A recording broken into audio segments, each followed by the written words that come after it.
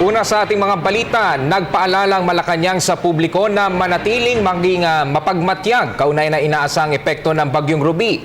Hinakayat din ng palasyo ang mga mamamayan na sumunod sa direktiba ng gobyerno. Kaugnay niyan, sinabi naman ni Deputy Presidential Spokesperson Abigail Valte na kontento si Pangulong Aquino sa naging kahandaan ng mga kinauukulang ahensya. Patuloy niyang nakatutok ang Pangulo sa mga update kaugnay ng bagyo. Narito ang report ni Rocky Ignacio. Nanawagan ng Malacanang sa lahat na huwag maging kampante sa inaasahang epekto ng Ruby sa Metro Manila at karatig lugar. Ayon kay Deputy Presidential Spokesperson Abigail Valte, bagamat humina ang Bagyong Ruby, mahigpit ang kautusan ni Pangulo Aquino na tiyakin ang kaligtasan ng publiko. Hinikayat rin ng palasyo ang publiko na manatiling sumunod sa mga direktiba ng gobyerno. Lahat po naman tayo nagpapasalamat na humina po yung bagyo. Hindi ho katulad ng mga unang pagdaan po nito bago dumating sa summer. At nagpapasalamat po tayo dahil nga humina siya, pero hindi ho ibig sabihin na dapat po tayo maging kampante. Yung suspension po ng trabaho sa pamahalaan at yung suspension po ng pasok ng mga bata ay intended para bigyan po tayo ng oras para maghanda po sa ating mga pamilya at sa ating mga komunidad. So dapat po patuloy lang po tayong makinig sa radyo, sa ating mga TV, sa social media, at ihanda po natin yung mga family emergency kits po natin para hindi maiwasan naman po natin yung aberya.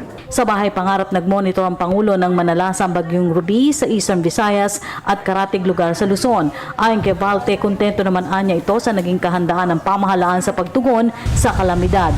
Natutunaan niyang marami sa epekto ng paghagupit ni Yolanda ng nakaraang taon at naging maayos din ang koordinasyon ng LGU sa national government. But so far, the reports that we have been getting are quite encouraging kahit po nagkaroon ng damage to property dahil dun sa mga malalakas na hangin.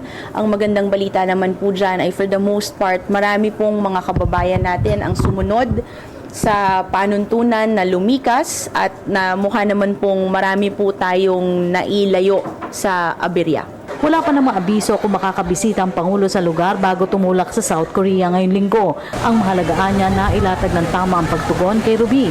Kasalukuyan nasa Eastern Samar sina DSWD Secretary Dinky Soliman at Energy Secretary Jericho Petilla kasama sina DILG Secretary Mar Rojas at Presidential Spokesperson Edwin Lacerda para tiyakin na makararating ang tulong ng pamahalaan. Patuloy ho ang Pangulo sa pagbabantay at sa pagmomonitor. Ang concern nga po niya ay yung mga lugar na dadaanan pa nitong bagyo at yung mga pangangailangan ng mga lugar na dinaanan na nitong Bagyong Ruby. So sa ngayon ho,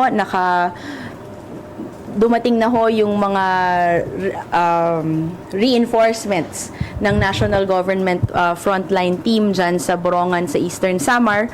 Nandun na po si Secretary Dinky Soliman, galing po siya ng Cebu. Nandun na rin po si Secretary Ikot Petilla at kasama na po yung ibang mga international aid organizations. Samantala, umapilang Malacanang na wag nang lagyan ng kulay ang pagdulas ng motorsiklo ni Rojas na magsagawa ng inspeksyon patungong bayan ng Dolores, ang unang lugar na hinagupit ni Ruby. Git ni Valte, hindi madali ang mapasok ang isolated areas. So sana wag na po nating bigyan ng kulay, kawawa na nga ho yung tao, nandun na at sumemplang na nga ho at pasalamat po kami, at least hindi ho nasaktan si Secretary Mar. Hindi lang ho si Secretary Mar, pati ho yung mga ibang kasamahan natin na napilitan din talagang magmotor para lang marating yung Dolores. So wag na ho nating bigyan ng kulay, nakikiusap naman po tayo na mag-focus na lang po tayo dun sa trabahong kailangan hong gawin ng ating mga ground team. Sa report naman ng National Frontline Team, prioridad ang distribution ng supplies katulad ng pagkain, gamot, kasabay na rin ang clearing operation sa mga pangunahing lansangan habang dadalhin ng Air Force Chopper ang relief goods sa islands barangays. Magtatayo na rin ng supply hub ang DSWD sa Katarman at Borongan. Nakikipagtulungan na rin ito sa international organization para sa paghatid ng pagkain at iba pang pangangailangan sa mga pamilyang nagsilikas.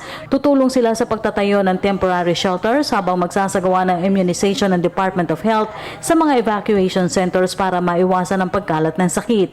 Inaasahan naman ang pagbabalik ng supply ng kuryente sa ilang lugar sa Leyte ngayon hanggang bukas habang sinisimula na rin ang pagsasaayos ng supply ng kuryente sa Samar. Patuloy rin ang pagbabantay ng Philippine National Police evacuation centers at commercial areas para maiwasan ang looting at robbery. Para sa Telebisyon ng Bayan, Rocky Ignacio.